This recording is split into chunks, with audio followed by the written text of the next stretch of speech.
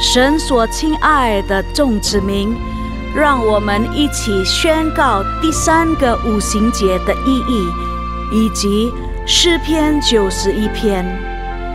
第3个五旬节的意义是什么？第一，第3个五旬节是现代圣灵大大浇灌的时期，远超乎当时在亚述撒街所发生的。第二，第3个五旬节将会是主耶稣再来最大和最后的圣灵收割。第三个五旬节将兴起耶勒米的一代，即被圣灵充满，对主耶稣死心塌地，对罪绝不妥协，并采取行动抢救灵魂的一般年轻人。第四，第3个五旬节是在印度尼西亚诞生，并被推动到列国。这个运动从东方朝到西方，最后回到耶路撒冷。第五，第3个五旬节将赐下能力来完成主的大使命，最后主耶稣就会再来。让我们一起宣告，我们相信神的话。我们一起说诗篇91：住在至高者隐秘处的，必住在全能者的荫下。我要论到耶和华说，他是我的避难所，是我的山寨，是我的神，是我所依靠的。他必救你脱离捕鸟人的网罗和毒害的瘟疫。他必用自己的翎毛遮蔽你，你要投靠在他的翅膀底下。他的诚实是大小的盾牌。你必不怕黑夜的惊骇，或是白日飞的箭，也不怕黑夜行的瘟疫，或是午间灭人的毒病。虽有1000人扑倒在你旁边，10000人扑倒在你右边，这灾却不得临近你。你为亲眼观看，见恶人遭报。耶和华是我的避难所，你已将至高者当你的居所。祸患必不临到你，灾害也不挨近你的帐篷，因为他要为你吩咐他的使者，在你行的一切道路上保护你。他们要用手托着你，免得你的脚碰在石头上。你要踹在狮子和虺蛇身上，践踏少壮狮子和大蛇。神说，因为他专心爱我，我就要搭救他。因为他知道我的名，我要把他安置在高处。他若求告我，我就应允他。他在急难中，我要与他同在。我要搭救他，使他尊贵。我要使他足享长寿，将我的救恩显明给他。哈利路亚，阿们。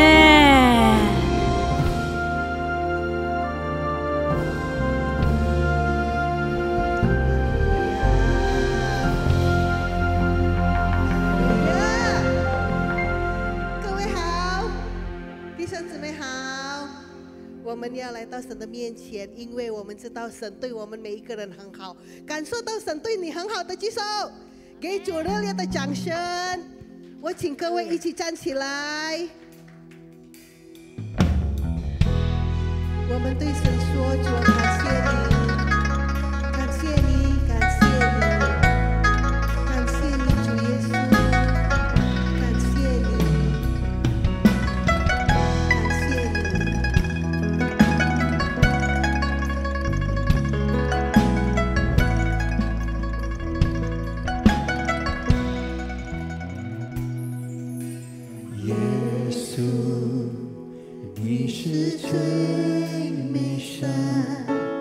耶稣，你名何其美，耶稣，我每时刻敬爱你，我高举你，我尊崇你到永远。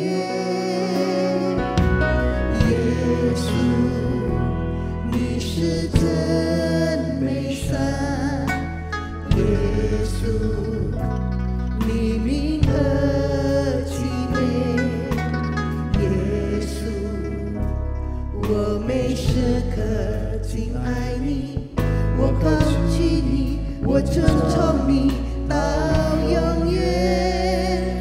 我要来赞美你，每时刻赞美你，我全心敬拜你，每时刻敬拜你，为你配得一切的歌颂和赞美，尊贵荣耀完全归于真神。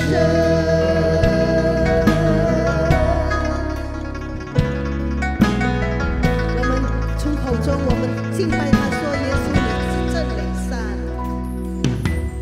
耶稣，你是真美善，耶稣，你名何其美，耶稣，我每时刻敬爱你，我每时刻敬爱你，我高举你，我尊崇你到永远。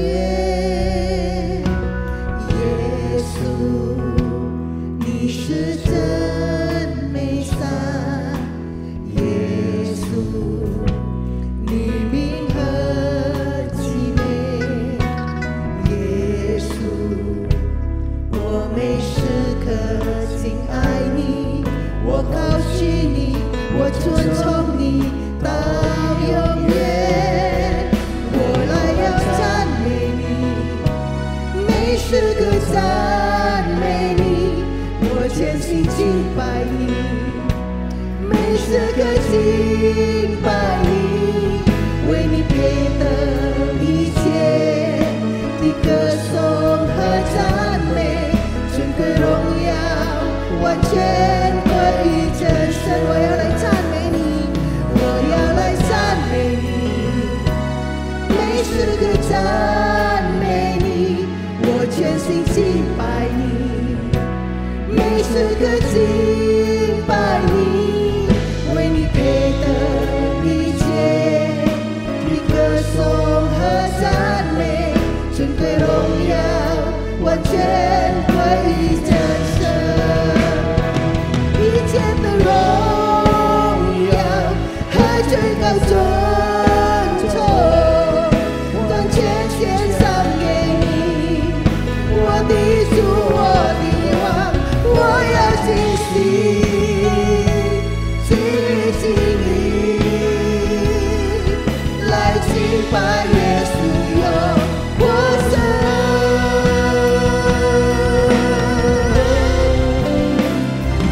我要来赞美你，每时刻赞美你，我全心敬拜你，每时刻敬拜你，为你配得一切的歌颂和赞美，尊贵荣耀完全归于真神。我要来赞美你，我要来赞美你，每时刻赞美你，我全心敬拜你，每时刻敬拜你，为你配得一切的歌颂和赞美，尊贵荣耀完全归于真神。为你配得，为你配得一切的歌颂和赞美，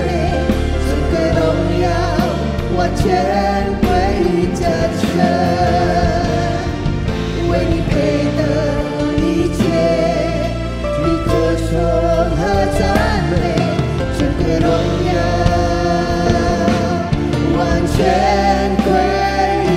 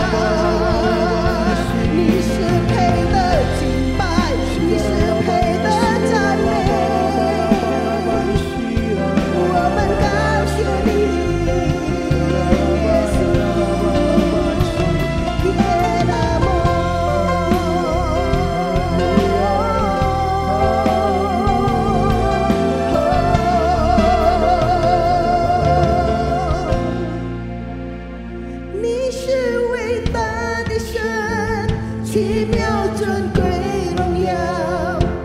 主耶稣，你真令我信仰不敬佩你，将歌颂赞美全归于我的主，唯有你配得我尊崇敬拜。你是伟大的神，你是伟大的神，奇妙尊贵荣耀。主耶稣，主啊，你真令我的心仰慕敬佩你，将歌颂赞美全归于我的主，唯有你配得我尊崇敬拜。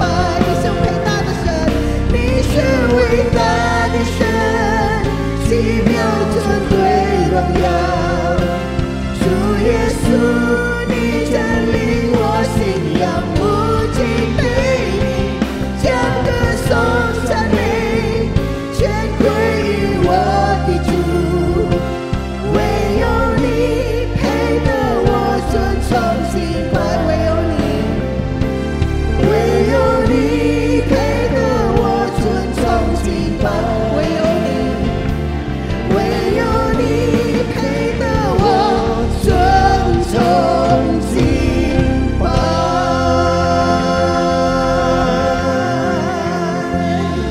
主啊，唯有你配得我们的尊崇敬拜。哈利路亚。我们知道，如果我们敬拜我们的主，我们一无所缺。阿们。跟你旁边的说，我们一无所缺。哈利路亚。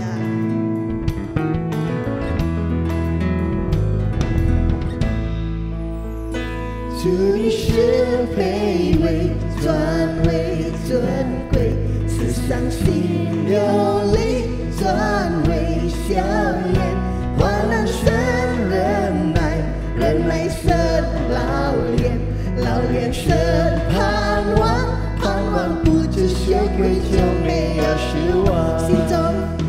心中充满盼望，盼望使眼睛明亮。道路虽崎岖，你与我同行。心中充满盼望，盼望使信心刚强。信靠每一句应许，生命充满亮光，生命充满亮光，生命充满亮光。我们要不要一起跳舞？哈利路亚！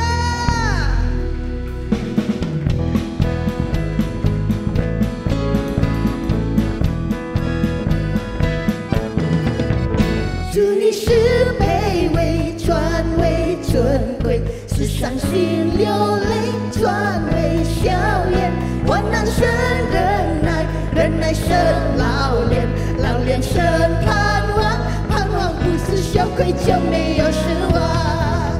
心中充满盼望，盼望使眼睛明亮。道路虽崎岖，你与我同行。心中充满盼望，盼望使信心刚强。信靠每一句应许，生命充满亮光。再次，主你是卑微，尊为尊贵，是伤心流泪，尊为笑颜，患难生忍耐，忍耐生老练，老练生盼望，盼望不知羞愧就没有失望。心中充满盼望，盼望使眼睛明亮。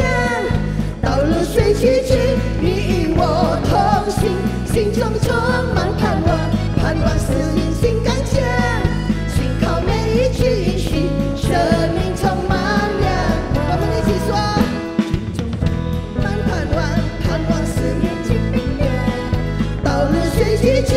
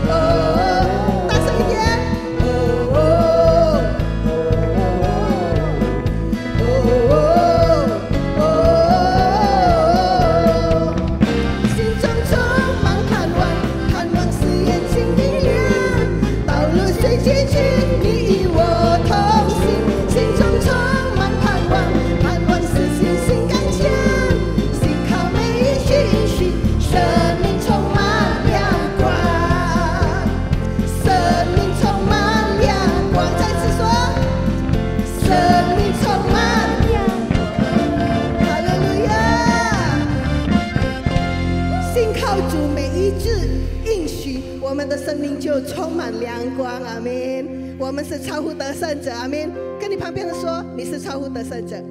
得胜有余 engkau lebih dari pemenang. Lebih dari pemenang. Haleluya.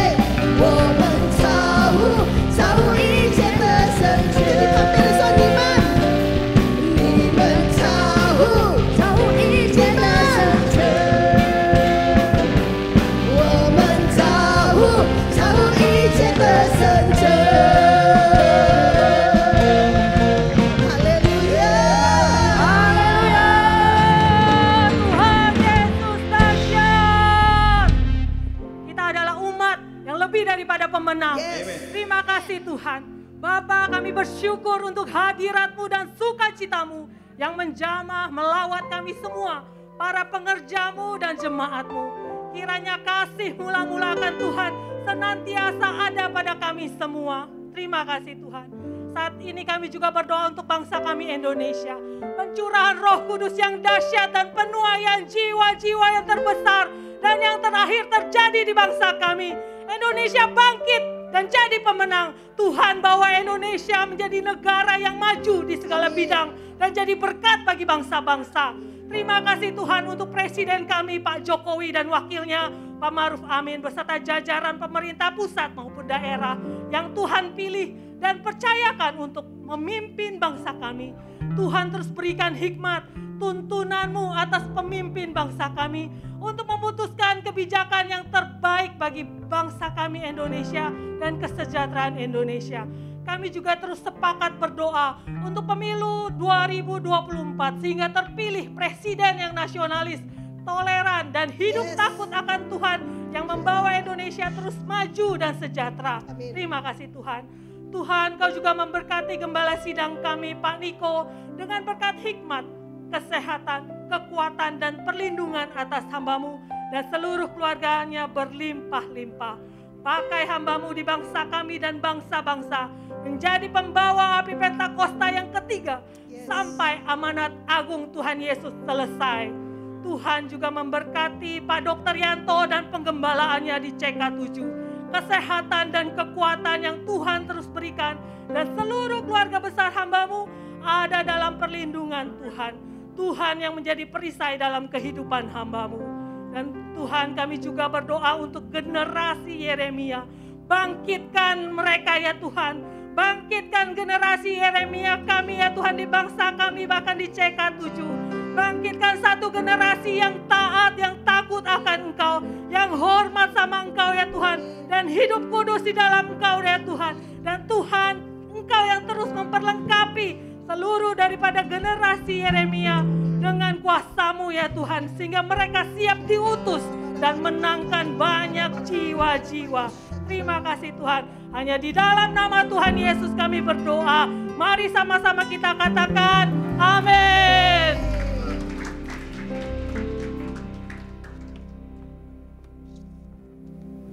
Kita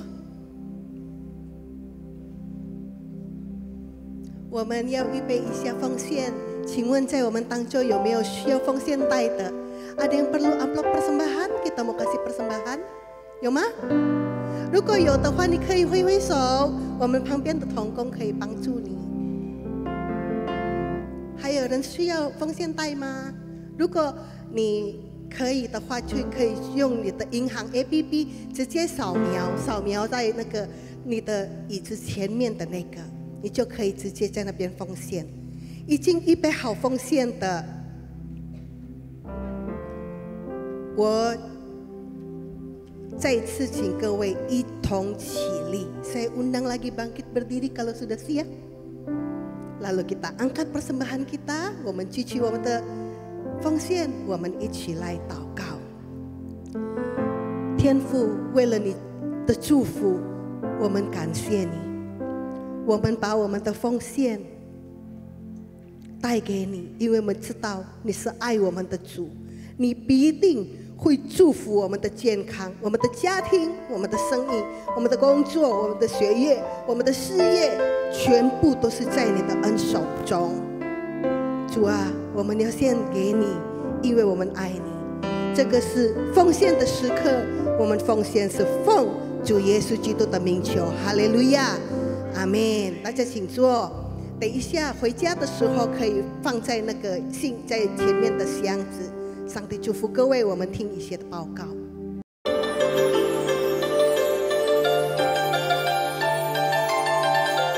Shalom. Berikut kami sampaikan beberapa pengumuman. Ibadah ucapan syukur anniversary Manara Service ke-17 pada hari Minggu 20 Agustus 2023 pukul 9 waktu Indonesia Barat akan dilayani oleh Pendeta Dr. Yanto Singh-Putra MD PhD. Sehubungan dengan libur nasional Hari Kemerdekaan Republik Indonesia ke-78, pada hari Kamis tanggal 17 Agustus 2023, maka diinformasikan untuk doa fajar, Bible Study, KUL Mandara Service dan kantor OTP CK7 diliburkan.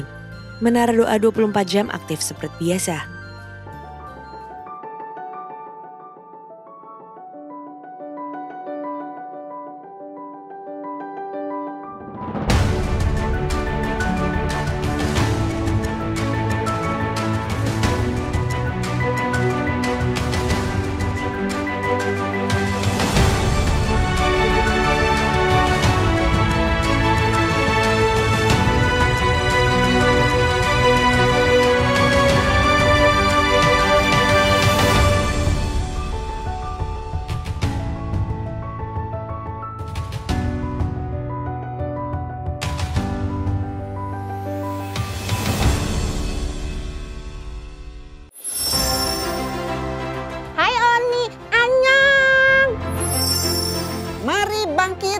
dan jadilah pemenang. Let's share the good news. Ini saatnya kita shout louder untuk Yesus.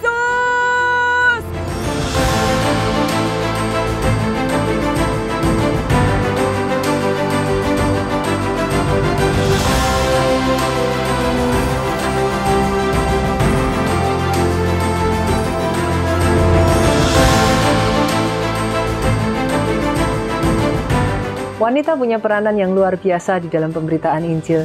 Sejak dari awal Yesus melayani di muka bumi ini, para wanita selalu ada di baris depan bersama dengan Yesus. Ini saatnya beritakan kabar baik itu dimanapun kau berada. Sampai ketemu.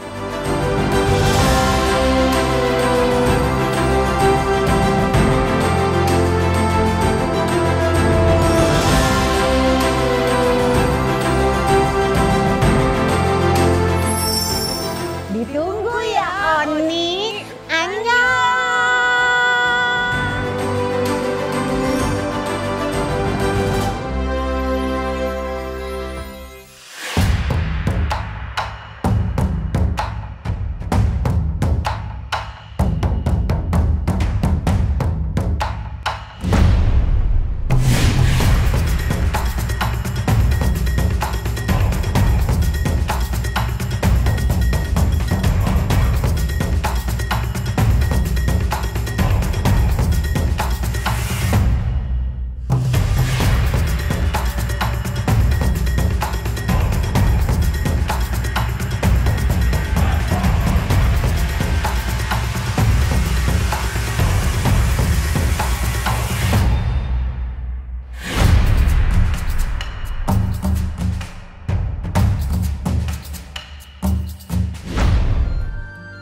Untuk info doa fajar, menara doa, rumah doa, kesempatan melayani, pembukaan kelas baru untuk KOM dan BP2N, bergabung di GBA Gemar Baca Alkitab, That's for Life Indonesia, pendaftaran baptisan selam, Bible study, pemberkatan nikah, dan lain-lain dapat dilihat di website www.gbprj.org atau follow Instagram @gbiprj.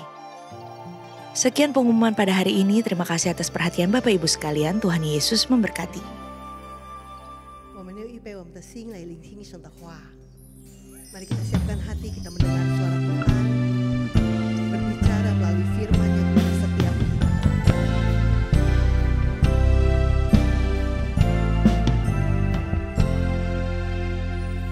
我深爱你，你的怜悯永不改变，每一天。 你的恩手扶持我，清晨当我张开双眼，直到我看我，我要歌唱你的良善荣美。我深爱你，你的怜悯永不改变，每一天。 你的恩手扶持我，清晨当我张开双眼，直到我看我，我要歌唱神的良善荣美。举起你的手说，一生心事，一生心事对我顾念。 一生美好带我到永远，一切所有生命气息，我要歌唱神的良善荣美。你的声音，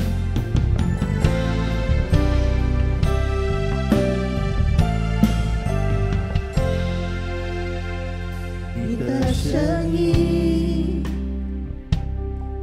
令我经过岁月之恋，黑暗中如此亲近我的灵。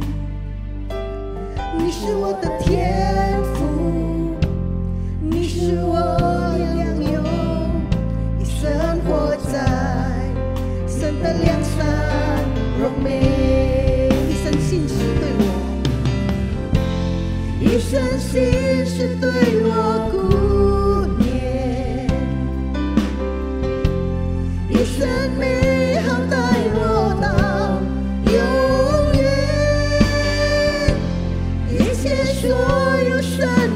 气息，我要歌唱，神的良善柔美，一生美好的对待我们，一生心是对我顾念，一生美好带我到永远，一切所有生命气息，我要歌唱神的良善柔美，你的声音，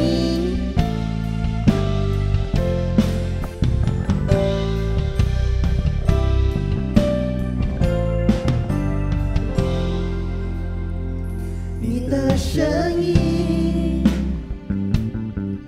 令我经过水火试炼，黑暗中亲近我的灵，你是我的天赋，你是我良友，一生活在神的良善柔美，一生心是对我顾念，一生美好带我到永远，一切所有生命气息，我要歌唱神的良善柔美。举起你的手，angkat tanganmu dan katakan，一生心是对我，一生心是对我顾念，一生美好带我到永远，一切所有生命气息，我要歌唱神的良善柔美。你良善又看顾我，又伴随我生命，你良善又看顾我，你良善又看顾我，又伴随我生命。当我降服你，我献上全部，你良善又看顾我，又伴随我生命。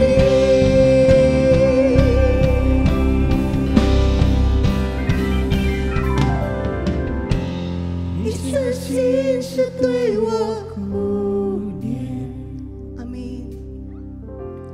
一生美好带我到永远，一切所有生命气息，我要歌唱，我要歌唱神的良善柔美，一生心是对我顾念，主啊，你何等的好，一生你好带我到永远，一切所有生命气息，我要歌唱神的良善柔美，一切心是我请各位一起站起来，我们要听神的话。一切美好带我到永远，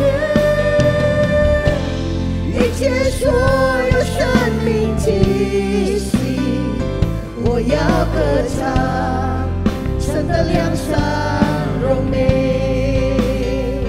我要歌唱神的良善柔美，我要歌唱神的良善柔美。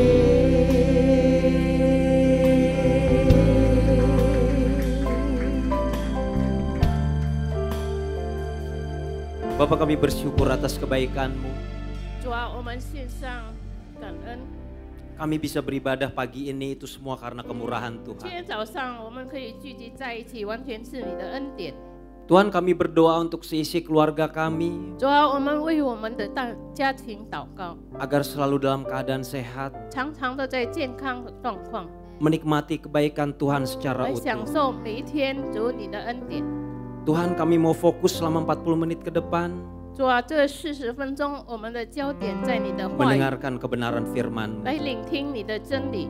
Mari Bapak Ibu, kita yang siap diberkati oleh firman sama-sama 我们准 katakan. 备蒙福的一起来说，阿门。 Silakan duduk Bapak Ibu. 各位请坐， Ya, Shalom, apa kabar Bapak Ibu di pagi hari ini? 平安。今天早上大家都好吗？ Perkenalkan, nama saya adalah Pendeta Hartono.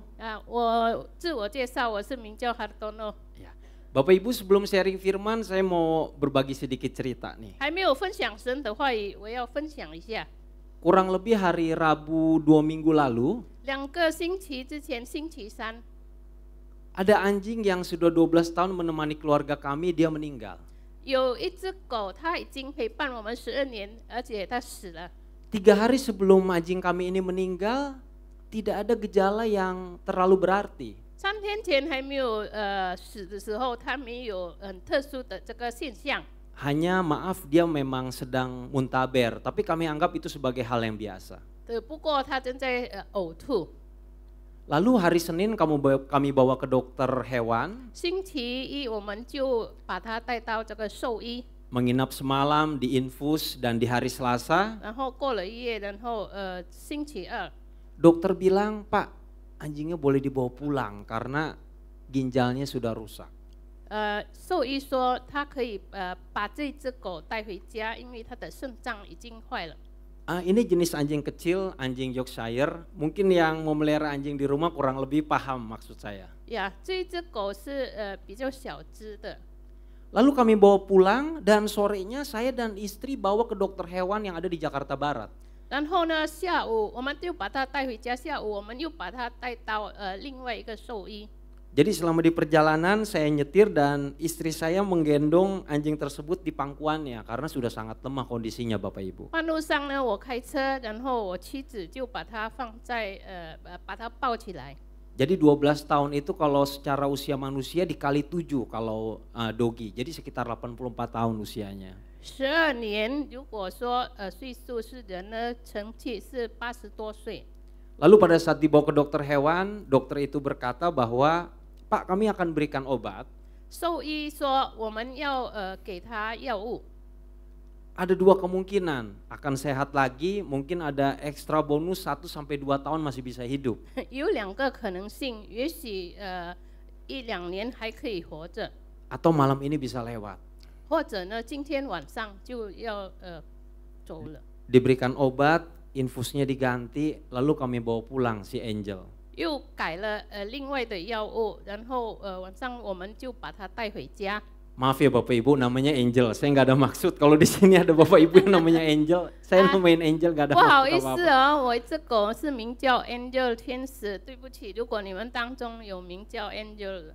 Lalu di malam hari di kamar kami ada 1 ranjang besar dan 1 ranjang kecil. Angel ditaruh di ranjang kecil beserta botol infus. 然后呢，晚上就把它带到房间里面，有小床、大床，把它带到这个小床上面。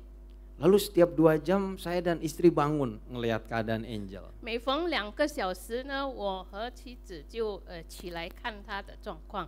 Kami perhatikan perutnya masih napas atau enggak, seperti itu ya Bapak Ibu. Jadi jantungnya masih berdetak enggak, setiap 2 jam Bapak Ibu. 每2个小时，我们看它的肚子是不是还有呼吸，还活着。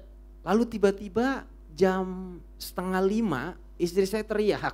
然后呢，突然间4点半，我妻子就在那边喊叫。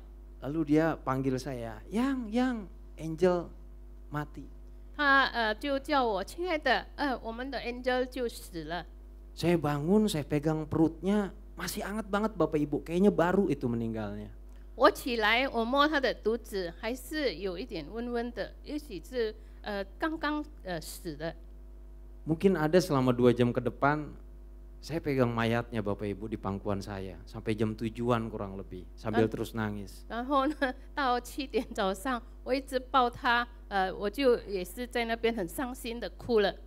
Kalau kita bicara tentang dogi, mungkin untuk Bapak Ibu yang melihara dogi di rumah, Bapak Ibu akan paham maksud saya. 如果我们是讲到这只狗呢，如果你们当中有养狗的，可能你们会了解那个我的心意。Setiap pulang ke rumah, yang pertama nunggu depan pintu, Dogi.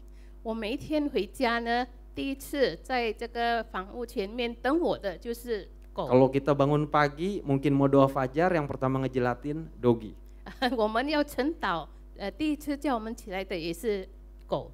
Bapak Ibu bayangkan ya, saya 12 tahun begitu loh 你 setiap 们可 hari. 以想象，12年我每一天都是这样。 Itu orang rumah nangis seminggu kali Bapak Ibu. 也许家人呢，一个星期在那边很伤心的哭了。 Jadi begini poinnya Bapak Ibu, segala sesuatu itu suatu saat pasti akan hilang. 所以呢，我是要讲呢，每一个东西，每一样的这个生物呢，终有一天它就会失去。 Dengan Angel meninggal, saya semakin dan keluarga semakin menghargai apa yang namanya arti kehidupan. 所以呢，这只狗死过后呢，我们一家人更加的了解、明白呢这个生命的含义。 Jadi kalau di sekeliling Bapak Ibu ada kerabat, saudara atau teman, hargai mereka semua karena suatu saat mungkin kita tidak akan berjumpa lagi. 所以呢，我们周遭如果有我们的亲戚朋友呢，我们要珍惜、敬重他们，因为终有一天他们会失去。 Kok saya jadi mau nangis ya? Jadi setiap malam kami berempat berdoa, saya, istri dan kedua anak saya, kami berempat berdoa. 所以每一天晚上，我们一家人和2个孩子，我们都祷告。 Di salah satu doa itu kami berdoa agar suatu saat, tahun depan sih tepatnya, kami bisa pindah ke rumah baru. Memang kami sedang bangun rumah Bapak Ibu. 所以呢，在我们祷告当中呢，我们盼望明年我们可以搬到新的房子。 Nah, setiap kami berdoa, Angel dan maaf sekali lagi Bapak Ibu, Angel dan Amos, ada sepasang, satu Angel, satu Amos. Angel dan Amos itu ikut berdoa. 所以呢，每一次我们祷告的时候呢，这只狗也有一对，还有另外是阿摩斯，他们也跟参加祷告。 Agar tahun 2024 kami berenam bisa pindah ke rumah itu. 好让明年2024年我们6个可以搬到新房子。 Jadi pas istri saya nangis dia bilang begini, padahal kamu udah janji loh tahun depan mau sama-sama kita ikut pindah ke rumah itu. 当我太太哭的时候，她说：“你已经答应了，我们明年6个要搬到新房子。 Tapi kenapa kamu pergi duluan? 可是为什么你先走呢？” Lalu tiba-tiba istri saya dapat hikmat, saya nggak tahu mungkin itu hikmat dari Tuhan kali ya Bapak Ibu. 然后呢，我妻子也是我不知道啊，也许是神给她的一个智慧。 Akhirnya Angel dikubur di tanah di tempat kami sedang bangun rumah itu. 然后呢，把这只狗呢就把它埋葬在我们正在建造这个房子。 Jadi sekali lagi manusia boleh berencana, tapi Tuhan yang menentukan. 所以呢，我们再一次人算不如天算。 Selama Tuhan masih memberi kita keluarga rohani, teman-teman untuk beribadah bersama, hargai semua itu karena momen itu tidak akan terulang Bapak 当 Ibu. 神还给我们属灵的一家人，我们可以聚集在一起崇拜，我们要珍惜它。 Setiap saya mau pergi ke rumah, saya usahakan saya cium semua anggota keluarga saya. Ya namanya di jalan kita nggak ada yang tahu loh Bapak Ibu, betul ya? 每一次我要出门，每一个家庭成员我都抱他、吻他，我们不知道我们一出门能不能再回来。 Oke, kita mulai deh pembahasan firman-Nya, kelamaan intermezzonya 好吧， Bapak 我 Ibu. 们就开始。 Oke, saya berikan judul untuk firman hari ini adalah dosa mula-mula. 我今天给一个主题，就是罪的起源。 Bapak Ibu kalau kita perhatikan, saya tidak akan menyebutnya setan, saya akan menyebutnya dosa. Sebetulnya dosa itu ada 3 cara kerjanya. 我不会讲，我不要讲它是撒旦，我是讲它罪，罪有3种。 Maaf ya Bapak Ibu, ini agak cepat. Yang pertama, dosa atau setan atau iblis itu berusaha seperti seolah-olah memahami keadaan kita. 第一呢，这个撒旦或者我是讲到罪，它就是使我们仿佛就是将我们了解。 Kalau Bapak Ibu perhatikan dalam manusia masalahnya sebetulnya hanya 3. Masalah kesehatan, masalah keluarga, masalah keuangan. 如果我们注意看我们人的问题呢，其实只有3种：第一，健康、家庭，还有我们的财务。 Kalau masalah kesehatan, jaga makan Bapak Ibu, karena kebanyakan penyakit itu datangnya dari makanan. 如果是讲到健康呢，我们要禁止我们的口食，因为很多病是从口入的。Kalau masalah keluarga, bina hubungan yang baik dengan anggota keluarga kita. 如果讲到家庭呢，我们要和家庭成员呢，我们要好的关系。 Kalau masalah keuangan kerja, nggak ada obat atau cara yang lain. 如果讲到财务呢，没有其他办法，只有我们奋斗用功赚钱。 Jadi diputar-putar seperti apapun sebetulnya masalah manusia hanya 3 ini Bapak Ibu. 如果呢要讲到转来转去呢，这个人类的这个问题只有3种。 Dan iblis kadang ingin masuk seolah-olah dia memahami keadaan kita, padahal masalah kita hanya seperti itu. 还有呢，这个魔鬼他进到我们里面呢，他仿佛就好像了解我们的状况。 Lalu karakter kedua dari cara kerja dosa adalah dia berusaha seperti memberikan solusi, padahal solusinya itu solusi yang sifatnya sementara. 然后第二种呢，他好像给我们一个出路，其实这个出路是不过暂时性的。 Saya berikan contoh untuk Bapak Ibu. Misalnya Bapak Ibu punya satu masalah, 如果你有问题的话， lalu Bapak Ibu berusaha mencari solusi instan. 然后呢，你就好像要有很快的一个出路。 Misalnya masalah kekayaan, maaf Bapak Ibu pergi ke dukun. 如果说财务方面，你去找巫师。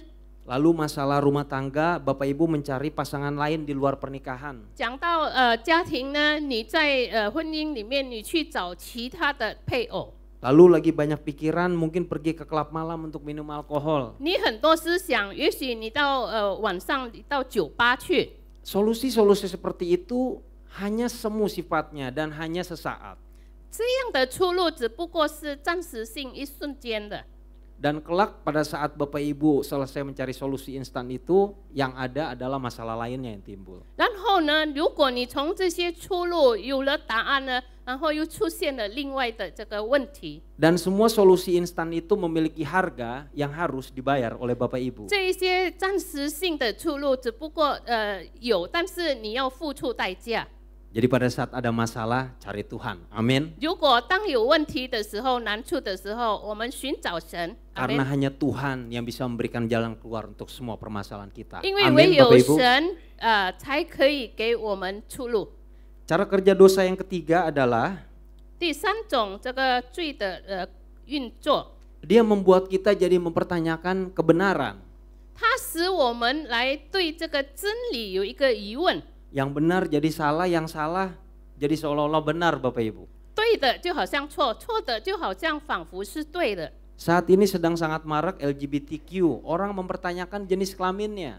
这个时候呢，正在很流行做这个同性恋，他们正在疑问他们的这个兴趣。 Lalu masalah kehidupan malam, di sini saya berbicara tentang 然后是讲到夜生活。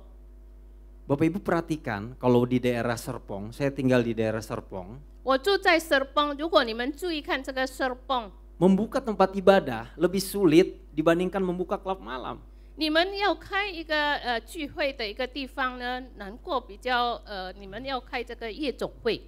Klub malam bisa dibuka di tempat-tempat yang strategis, membeli tanah yang besar dan sebagainya, sedangkan membuka tempat ibadah seperti gereja izinnya sangat dipersulit. 这个夜总会你到处有钱都可以开，可是呢，这个好像教会啦聚会的地方是很难的。 Kalau Bapak Ibu coba tangkap hal itu, saya tidak menangkap itu sebagai hal yang biasa. 如果你们有注意看这样的事， Itu adalah cara kerja bagaimana dosa membuat agar hal itu seperti hal biasa, bahwa memang membuka tempat ibadah itu sulit.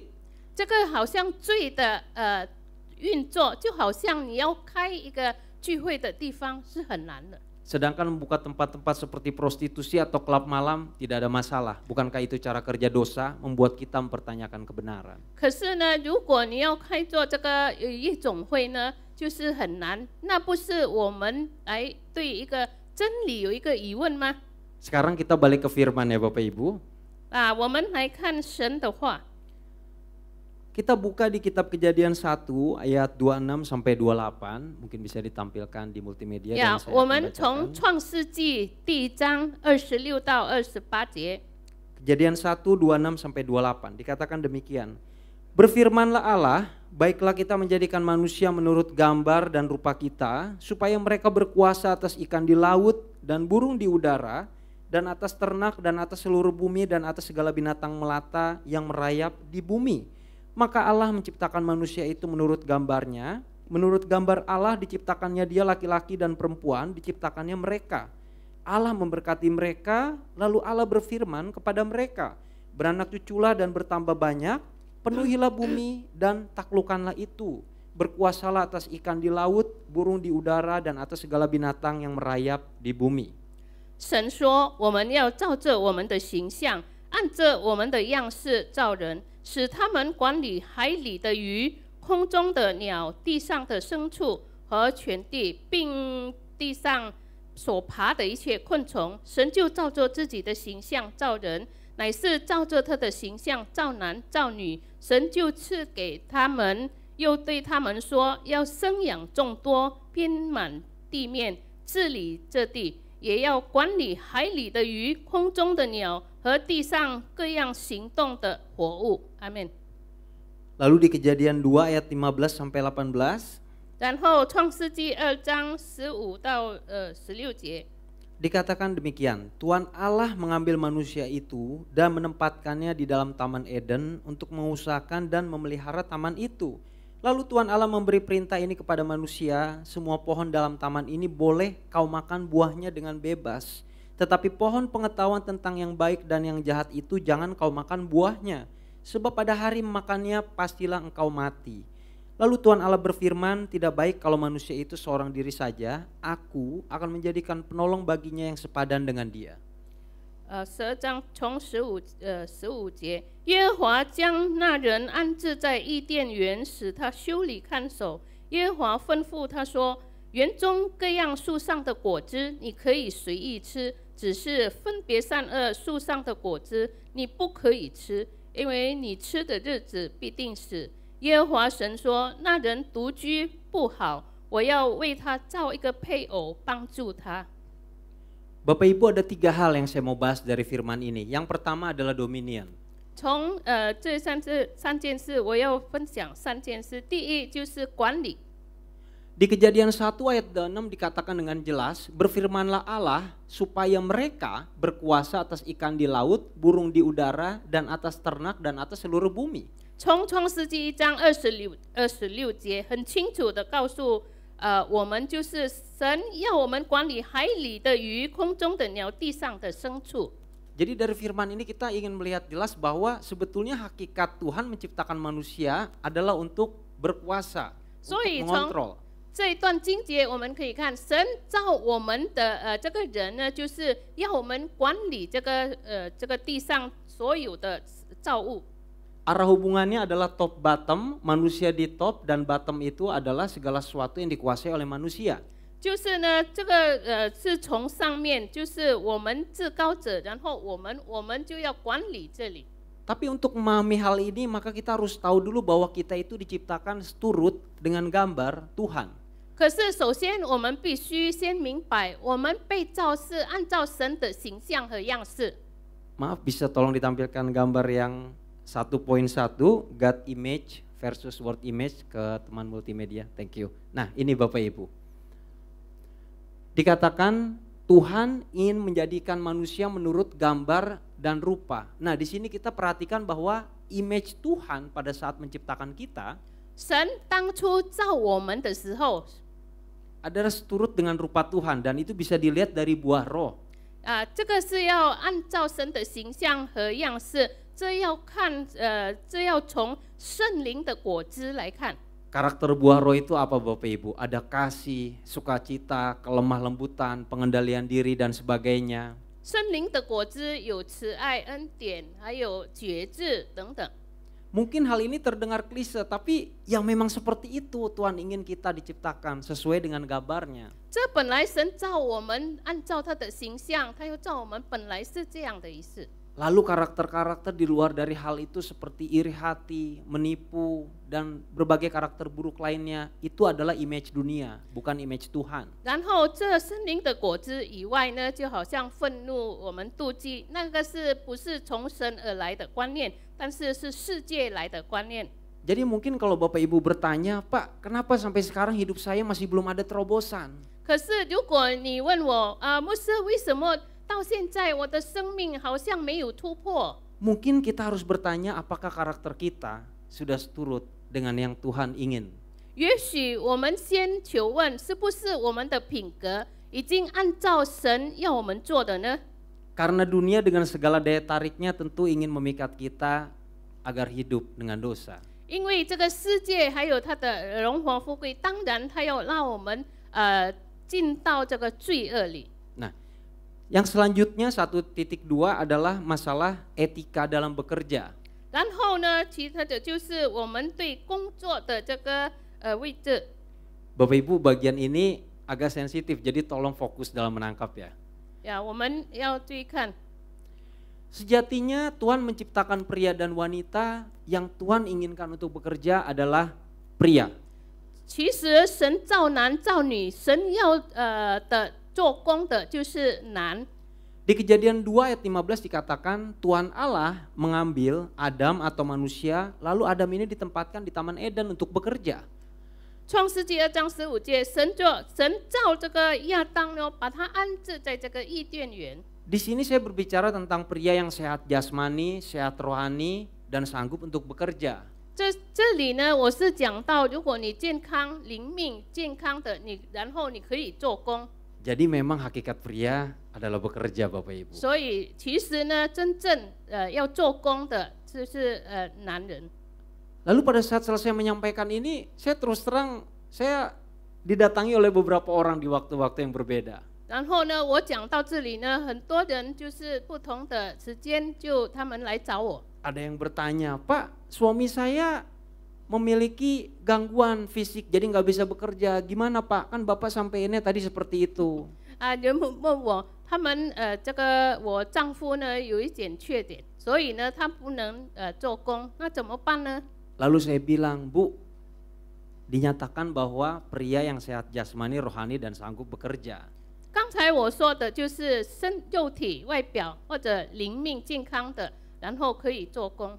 Lalu ada lagi yang bertanya, Pak, suami saya dipecat pada saat pandemi sehingga istrinya yang jadi bekerja, bagaimana dengan itu? 然后呢，疫情的时候呢，我丈夫被雇工，然后呢，我妻子就去外面找吃，那怎么办？ Lalu saya bilang, oke, berarti suaminya sebelumnya bekerja kan? Sekarang lagi melamar kerja nggak Bu? 然后呢，现在呢，你丈夫没有工作做，之前呢，他有没有做工？ Saya percaya kalau melamar kerja lagi pasti diterima, betul Bapak Ibu? Pasti Tuhan buka jalan, betul? 我相信，如果他又在找工作，肯定会被收入。 Poin saya adalah jangan sampai hal itu dijadikan pembenaran sehingga si suami jadi malas dan terus-terusan tidak mau bekerja padahal sehat jasmani dan rohani. 呀，我的意思不要因为这件事呢，然后丈夫的就在那边很懒惰，不肯去做。 Jadi jelas di sini dikatakan pria yang sehat jasmani dan rohani harus bekerja. 所 Amin. 以这里的意思就是说，身体、灵命健康的必须做。 Lalu di Kejadian 2 ayat 20 dikatakan demikian. 然后创世纪2章20节说， Pada saat Adam sedang bekerja, Tuhan berkata, Tuhan ingin memberikan Adam seorang penolong yang sepadan baginya. 然后呢，这里告诉我们，当他做工的时候，神要给一个相称的配偶。 Jadi di sini kita melihat bahwa Hawa diciptakan untuk menjadi penolong bagi Adam. 所以这里我们看到，神造夏娃是要来帮助这个亚当。 Bapak Ibu, kalau misalnya ada wanita di dalam keluarga yang ingin bekerja, apakah boleh? 呀，如果在家庭里面有一个女人想做工，可以吗？ Tentu boleh. 当然可以。 Tapi tetap yang menjadi tanggung jawab utama adalah si pria untuk bekerja. Kalaupun wanita bekerja, itu hanya karena sebagai tambahan sifatnya. 呀，因为如果是女人做工也可以，可是呢，最主要的就是男人做主。 Karena pada hakikatnya wanita diciptakan sebagai penolong yang sepadan untuk pria. 因为神造女人本来就是要帮助这个男人。 Di Kejadian 3 ayat 17 sampai 19 dipertegas lagi mengenai hal pria harus bekerja. 呀，在3章17节那边又在强调的说，男人必须做工。 Oke Bapak Ibu, kita masuk ke poin yang kedua atau pasangan. 然后我们又进入到我们的配偶。 Kejadian 1 ayat 27 dikatakan, maka Allah menciptakan manusia itu menurut gambarnya, gambar Allah diciptakannya dia, laki-laki dan perempuan diciptakannya mereka. 这里告诉我们，神造男造女就是按照神的形象。Jadi pada saat Adam sedang tidur, diambil satu tulang rusuknya dan diciptakanlah Hawa dari tulang rusuk Adam. 当这个亚当沉睡的时候，拿一个肋骨，然后照这个夏娃， Arah hubungannya adalah dua arah atau sepadan. 就是这个相称的这个关系。 Lalu kita lihat bagaimana pandangan Tuhan tentang pernikahan, God image on marriage. 然后神对这个婚姻的观念是怎么样呢？ Bisa dibantu next slide-nya, teman multimedia. 2.1, ya thank you. Nah Bapak Ibu, di Kejadian 1 ayat 27 jelas-jelas dinyatakan bahwa Tuhan menciptakan pria dan wanita. Tapi dunia mencoba mengatakan hal yang berbeda dengan adanya LGBTQ saat ini. 神在圣经里面很清楚告诉我们，神造男造女，但是世界我们看不一样。 LGBTQ adalah singkatan dari lesbian, gay, bisex, transgender, dan questioner atau orang-orang yang mempertanyakan jika mereka di luar dari LGBT itu. 这里我们简单的说，就是同性恋。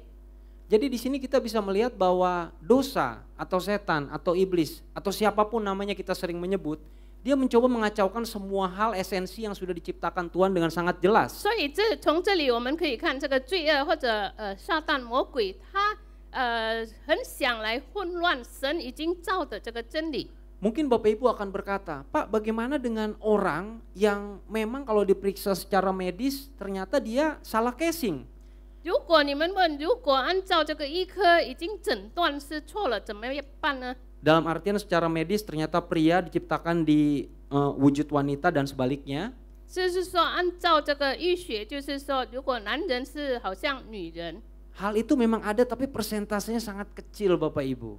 这件事是有的，可是呢，按照比例是很少。 Jadi sisanya produk LGBTQ ini disebabkan karena pergaulan yang salah dan dosa-dosa lainnya. 所以这个同性恋呢，是很多的其他的罪恶呢导致，或者他们的交际导致他们这样。 Tujuannya adalah ingin merusak image manusia sehingga mereka tidak hidup sesuai firman. 他们的目的就是说来破坏这个人类的观念，然后不合这个神的真理。 Selain itu di Matius 19 ayat 6 dikatakan jelas bahwa apa yang dipersatukan oleh Tuhan tidak bisa dipisahkan oleh manusia dengan alasan apapun. Ini berbicara tentang perceraian. 这个马太福音19章第6节，那么神已经把它合一的，我们人不能分开，或者是说不可以离婚。 Jadi kalau Bapak Ibu sudah menikah, sudah punya pasangan, sebetulnya dari awal itulah pasangan yang Tuhan takdirkan untuk kita bersama sampai kita meninggal. Amin. 如果我们已经有家人，已经有配偶了，从起初神已经来安置我们的这个配偶。 Perceraian itu dosa di mata Tuhan. 在神眼中，这个离婚是罪恶。 Di Efesus 5 ayat 22 sampai 33 juga dinyatakan dengan jelas posisi suami dan posisi istri. 在以弗所书5章22到33节，那边很清楚告诉我们做丈夫的，还有做妻子的位置。 Jadi ini adalah gambaran bagaimana Tuhan menginginkan kehidupan manusia dalam hubungan pasangan yang ideal Bapak Ibu. 所以这个是神要我们在家庭里面，我们对我们的配偶有一个很理想的看法。 Lalu mungkin Bapak Ibu bertanya, Pak bagaimana dengan kalau ada pria dan wanita yang diciptakan Tuhan tapi mereka tidak bisa menikah karena keterbatasan? 可是如果你们问，如果有男或者女呢，神造他们，因为有限，他们不能够结合。 Hal itu pun dibahas di firman Tuhan, memang ada pria dan wanita yang diciptakan Tuhan tapi mereka tidak bisa menikah karena keterbatasan. 神也有讲到这一点，因为是有限制，所以他们不能够结婚。 Dikatakan bahwa pria dan wanita yang seperti ini maka mereka harus hidup kudus kalau mereka tidak bisa menikah karena tujuan kita hidup adalah serupa dengan gambar Tuhan. Amin Bapak Ibu. 如果不能结婚的，他们神造他们的目的也要活在圣洁当中。 Oke, sekarang kita masuk ke next slide 2.2 tentang berbuah dan bermultiplikasi. 然后我们生养众多。 Bapak Ibu, keluarga adalah institusi terkecil yang Tuhan ciptakan dalam hidup ini. 家庭是神设立的一个机构，是神在这个世界上最小的一个机构。 Adam dan Hawa mempunyai anak, pertamanya adalah Kain dan Habel. 亚当和夏娃第一次有这个该隐和夏伯。 Oleh karena itu untuk Bapak Ibu yang menikah, Bapak Ibu jangan sampai menganut paham child free. 所以，如果你们已经结婚的，你们不要参与这个有这个没有儿女的这个观念。 Karena hari-hari ini dunia berusaha mengacaukan kita dengan berkata menikah boleh, tapi kalau untuk punya anak sebetulnya itu suatu pilihan. 因为世界呢进来呢，使我们很混乱。他说可以结婚，可是如果有孩子，那个是一个选择。 Jadi child free ini adalah suatu paham bahwa orang yang menikah mereka mampu dan mereka bisa untuk punya anak, tapi mereka memilih untuk tidak punya anak seumur hidup 所以 mereka. 不要生育的意思就是说，他们结婚有能力有财务，可是呢，他们选择不要有孩子。 Beda dengan childless. Childless adalah pasangan yang menikah tapi mereka tidak punya anak karena ada keterbatasan dalam fisik mereka. 另外呢，是有他们结婚，可是有限，所以他们不能够生育。 Tapi sekalipun Bapak Ibu tidak bisa punya anak mungkin karena keterbatasan fisik, 可是虽然你们有这个肉体上的限制，不能够生育， kita tetap bisa punya anak rohani Bapak Ibu. 我们仍然可以有这个灵命的儿女。 Karena di Matius 28 ayat 19 sampai 20 dikatakan tentang amanat agung. 因为马太福音28那边有讲到这个神的大使命， Pergi dan jadikan seluruh bangsa muridku. 你们要去使万民成为我的门徒。 Jadi sekalipun tidak punya anak, kita So- bisa punya anak rohani. 所以 Amin. 虽然我们没有肉体上的儿女，我们可以有这个属灵的儿女。 Sekalipun tidak punya anak, kita tetap bisa punya keluarga rohani di gereja dan di kul. Amin. 虽然没有肉体上的儿女，我们在教会里面仍然有这个属灵的儿女。 Ini adalah poin kedua, kita masuk ke poin yang ketiga atau poin yang terakhir tentang ketaatan atau obedience. 然后最后的就是顺服。 Ketaatan itu adalah penundukan diri kita terhadap otoritas yang lebih tinggi. 顺服就是我们完全降服于主权， Kita tunduk kepada Tuhan Yesus. 我们是降服在主耶稣。 Kami pengerja di CK7 tunduk taat kepada Pak Gembala Dr. Yanto. 我们这个tujuh呢，就是要降服、顺服，就是 Dr. Yanto。 Sebagai warga negara kita tunduk terhadap peraturan pemerintah Republik Indonesia. 身为公民，我们也要顺服于这个印尼政府， Itulah ketaatan. 那就是我们顺服。 Arah relationnya adalah bottom up, kita yang di bawah tunduk kepada otoritas yang lebih tinggi. 就是方向，就是我们在下面的，我们要顺服于至高。 Nah, untuk bisa taat kita harus tahu trik iblis Bapak Ibu. 如果要顺服，我们先了解这个魔鬼的这个谎话。 Saya bacakan untuk Bapak Ibu kitab Kejadian 3 ayat 1 sampai 5. 我们先从创世纪3章1到5节。 Kalau Bapak Ibu ada di handphone bisa buka juga ya. Nah, saya bacakan. Judul perikopnya adalah manusia jatuh ke dalam dosa. Dikatakan demikian, adapun ular ialah yang paling cerdik dari segala binatang di darat yang dijadikan Tuhan Allah. Ular itu berkata pada perempuan, tentulah Allah berfirman, semua pohon dalam taman ini jangan kamu makan buahnya, bukan? Lalu saut perempuan itu kepada ular, buah pohon dalam taman ini boleh kami makan. Tapi tentang buah pohon yang ada di tengah taman, Allah berfirman, jangan kamu makan atau raba buah itu nanti kamu mati. Tapi ular itu berkata kepada perempuan, sekali-kali kamu tidak akan mati. Tetapi Allah mengetahui bahwa pada waktu kamu memakannya, matamu akan terbuka dan kamu akan jadi seperti Allah, tahu tentang yang baik dan yang jahat. 耶和华神所造的，唯有蛇比田野一切的活物更狡猾。蛇对女人说：“神岂是真说不许你们吃园中所有树上的果子吗？”女人对蛇说：“园中树上的果子我们可以吃，唯有园当中那果树上的果子，神曾说你们不可吃，也不可摸，免得你们死。”蛇就对女人说：“你们不一定死，因为神知道你们吃的日子，眼睛就明亮了，你们便如神能知道善恶。” Bapak Ibu, untuk kita tahu dosa kita harus tahu dulu triknya iblis itu seperti apa. 还有，我们还没有知道这个罪恶的时候，首先我们必须知道这个魔鬼的谎话。 Pada saat ular pertama kali bertemu Hawa, 当起初第一次这个蛇碰到这个夏娃， dia menggunakan ilmu hipnotis. 他用这个魔术催迷术， Ular berusaha memposisikan dirinya seperti Hawa.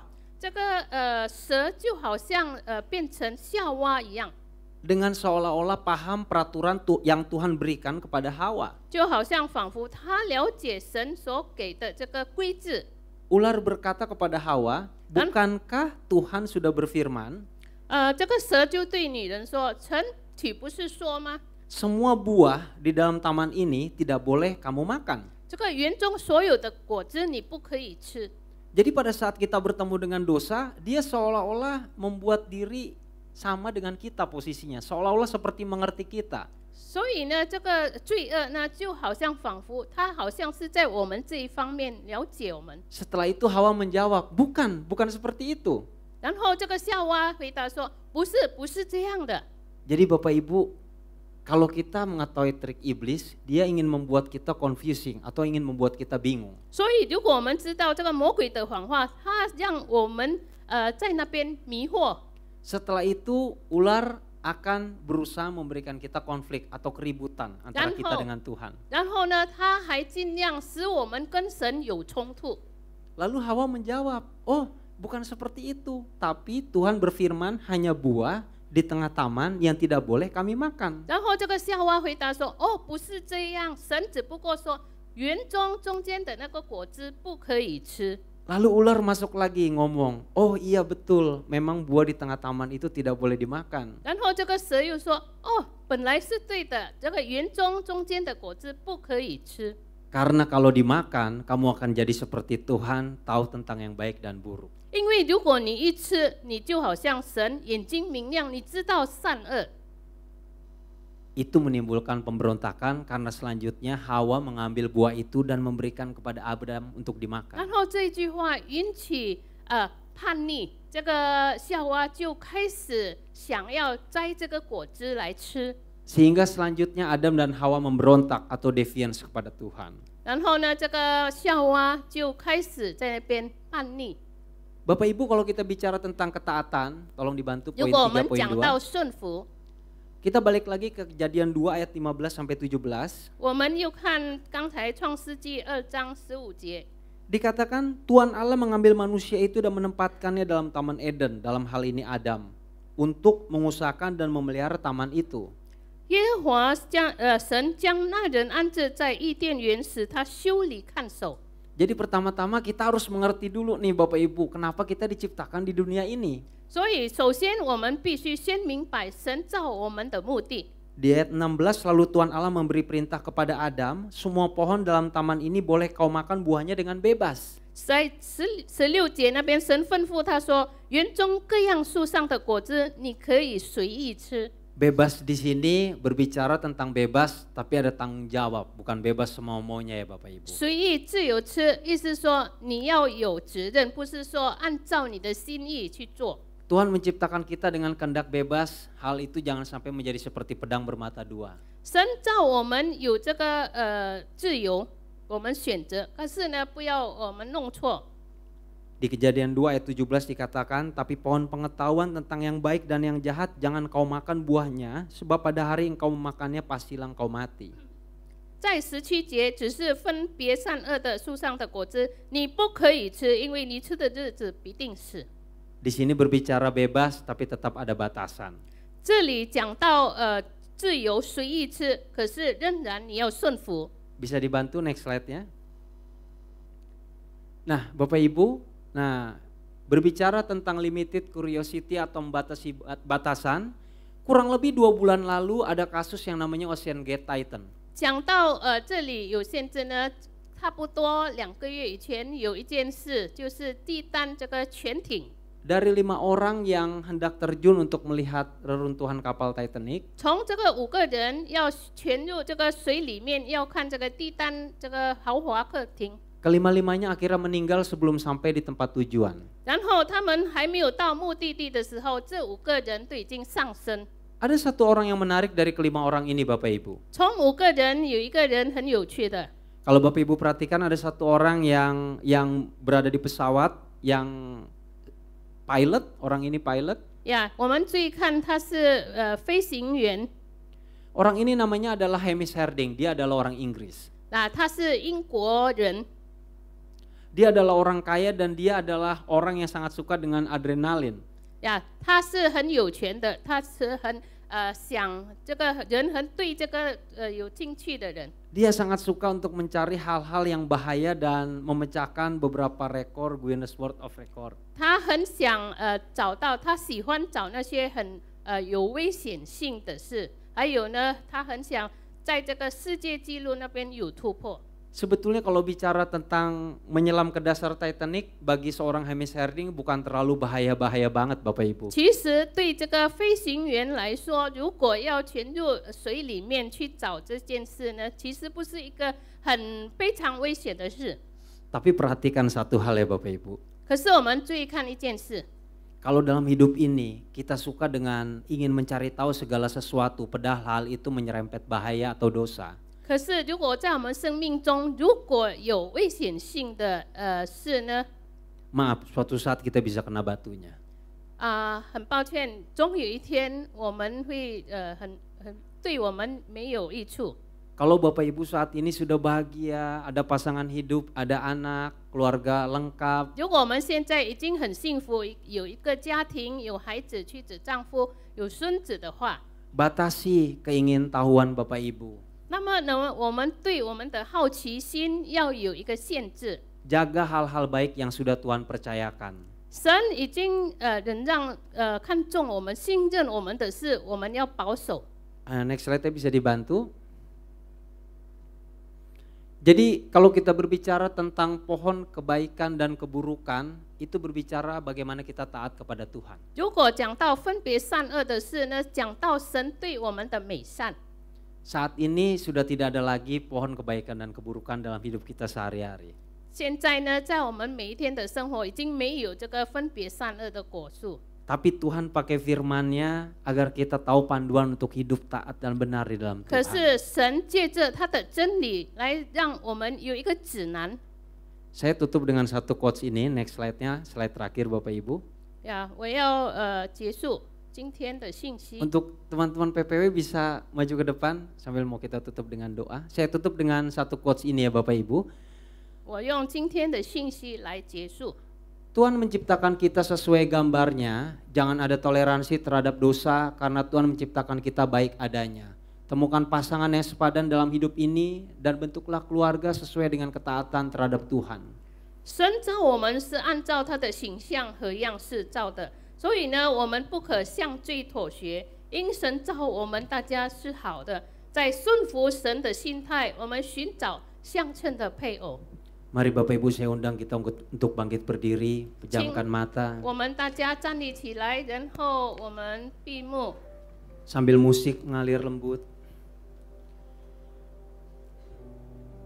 Bapak hamba-Mu sudah selesai menyampaikan kebenaran firman. 父神，你的仆人已经停止讲述你的真理。 Tuhan pagi hari ini kami belajar sesuatu.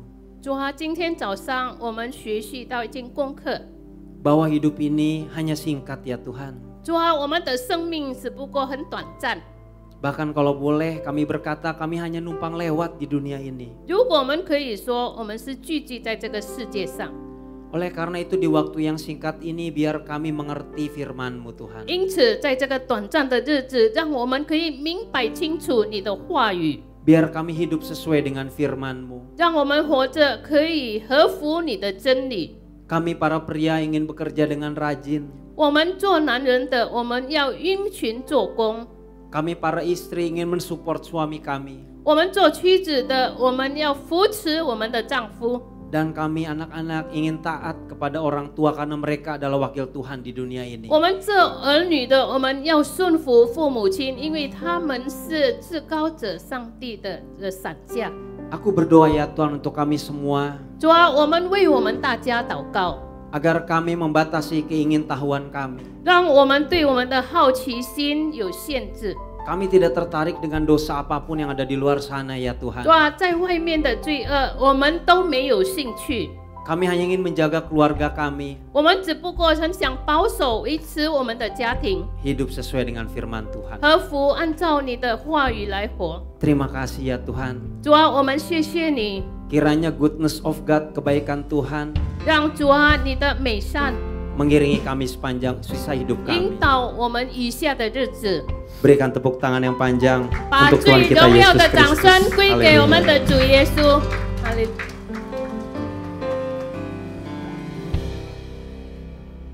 哈利路亚，哈利路亚！来，我们给我们的主耶稣最热烈的掌声！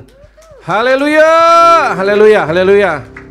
Terima kasih Pak Pendeta PDP Pak Hartono untuk firman-Nya. Terima kasih Bu Shirley yang telah memberkati kami. 谢谢神的仆人 Pak PDP Hartono 跟翻译的 Ibu Shirley。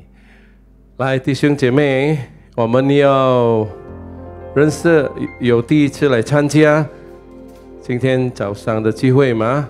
如果有，可以举手。我们要认识你们，有吗？哈利路亚！semua udah pernah datang ya. Nah, 有一个报告，下个礼拜20号，下个礼拜呀，我们要庆祝华语堂17周年。阿门。 来，我们拍手。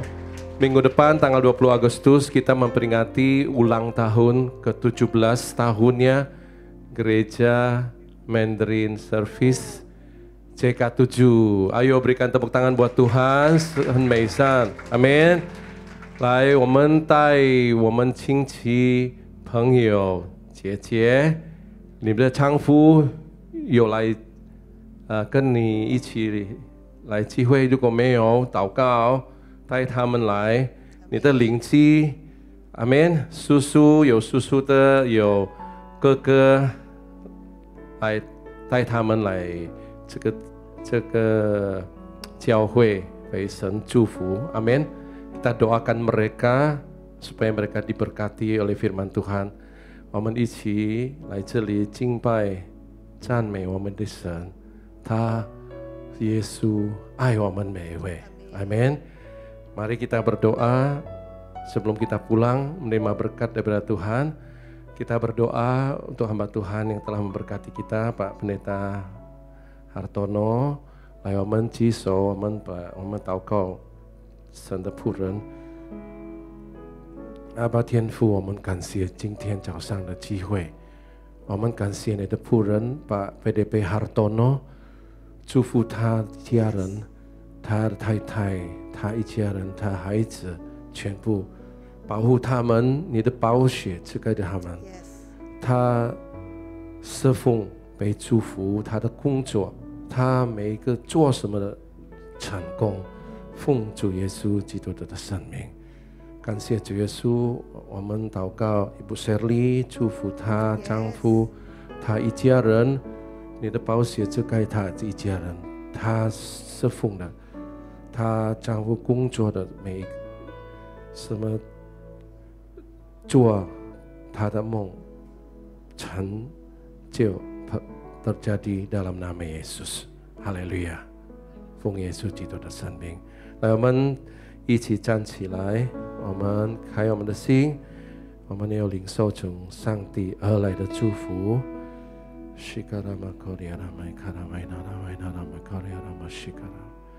愿耶和华赐福给你，保护你；愿耶和华使他的脸光照你，赐恩给你；愿耶和华向你扬脸，赐你平安喜乐，领受从天父上帝丰富的恩典、丰富的祝福，通过他的独生者。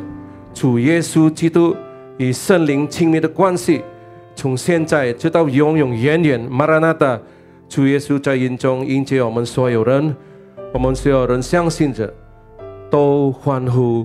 阿门，阿门，阿门，阿门。主耶稣祝福大家，阿门。Tuhan Yesus berkati kita semua, 平安 ，Shalom， Tuhan berkati. Shalom saudara, di era Pentakosta ketiga ini, Gembala kita, Pendeta Dr. Insinyur Niko Nyotra Harjo, terus menekankan mengenai pencurahan Roh Kudus yang terbesar dan terakhir, sedang dan akan terjadi, supaya menyelesaikan amanat agung Tuhan Yesus. Nah, Kita perlu memahami bahwa amanat agung bukan hanya mengenai penginjilan untuk membawa orang-orang yang belum bertobat masuk ke dalam Kristus, namun mengenai mengajar orang-orang percaya supaya menjadi serupa dengan Kristus. Bagaimana hal tersebut dapat terjadi? Tuhan Yesus katakan, "Jadikan semua bangsa murid-Ku." Pemuritan adalah bagian yang sangat penting dalam penyelesaian amanat agung Tuhan Yesus. Kabar baiknya, di seluruh dunia, hampir semua gereja memiliki program pemuritan yang sudah berjalan sejak gereja tersebut ada. Namun, pada tahun 2021, Dr. George Barna dari Barna Research memberikan satu statement yang mengejutkan sebagai hasil survei mendalam mengenai generasi muda. Dia berkata, pelayanan yang dilakukan oleh gereja selama 5 dekade terakhir sudah tidak dapat digunakan lagi kepada generasi muda saat ini. Pertanyaannya adalah, bagaimana kita menyesuaikan program-program pemuritan yang sudah ada supaya relevan dengan generasi kita saat ini? Salah satu jawaban yang disarankan oleh David Kinnaman dan Mark Matlock dalam buku Faith for Exiles adalah dengan pemuritan vokasional. Pemuritan vokasional dikatakan dapat membangkitkan satu generasi muda untuk menjadi resilient disciples atau murid-murid yang tangguh. Ciri-ciri resilient disciples adalah yang pertama, hadir beribadah di gereja dan aktif, bukan hanya sekedar datang untuk beribadah saja. Yang kedua, mereka percaya penuh pada otoritas kebenaran firman Tuhan. Yang ketiga, mereka berkomitmen secara pribadi kepada Tuhan Yesus, yaitu percaya bahwa Dia disalibkan dan dibangkitkan dari kematian dan mengalahkan dosa dan maut. Yang keempat adalah mereka menyatakan kerinduan dan percaya bahwa mereka dipanggil untuk mengubahkan masyarakat supaya menjadi lebih baik. Jadi, seperti apakah pemuritan vokasional yang dapat membangkitkan resilient disciples itu? Selain bersama-sama mempelajari Alkitab, murid-murid dibimbing dalam hal vokasi atau keahlian yang dimilikinya. Bayangkan seorang calon dokter yang dibimbing oleh seorang dokter ternama yang takut akan Tuhan. Selain mengarahkan untuk sukses sebagai seorang dokter, sang mentor juga membagi hidup dan pengalamannya bagaimana dia menjadi sukses dalam profesinya. Atau mungkin seorang pengacara yang berbagi tips untuk tetap takut akan Tuhan di saat menghadapi dilema moral. Pemuritan vokasional bukan hanya khotbah, berbagi cerita tentang kesuksesan atau mendapatkan kekayaan yang berlimpah. Namun pemuritan vokasional adalah mempersiapkan generasi muda untuk menjalani hidup mereka di dunia kerja dan bagaimana menghadapi situasi atau realita apabila mereka tidak mendapatkan apa yang mereka harapkan. Pemuritan vokasional ada untuk anak-anak muda mengetahui dan menghidupi panggilan Allah dalam hidup mereka, terutama dalam area pekerjaan, tapi juga untuk mengarahkan ambisi mereka kepada kerajaan Allah. Setelah mengetahui dampak luar biasa dari pemuritan vokasional, hal-hal apa sajakah yang perlu diperhatikan untuk mewujudkannya? Yang pertama adalah aplikasi nilai-nilai kerajaan Allah. Generasi muda Kristen umumnya mengetahui bahwa iman Kristiani dan kehidupan sehari-hari adalah hal-hal yang tidak terpisahkan. Mereka juga tahu bahwa secara umum mereka dipanggil untuk mewarnai dunia secara positif dengan cara menjalani hidup sebagai murid-murid Kristus. Yang mereka butuhkan adalah bagaimana secara lebih spesifik menjalankannya di area pekerjaan yang spesifik pula. Yang kedua adalah hubungan antar generasi. Pemuritan vokasional berbicara mengenai menghubungkan generasi muda dengan generasi sebelumnya, sesuai dengan vokasi yang akan atau sedang mereka geluti. Ingin jadi politikus? Mintalah politikus Kristen yang sukses dan bersih menjadi mentornya. Ingin menjadi pengusaha startup?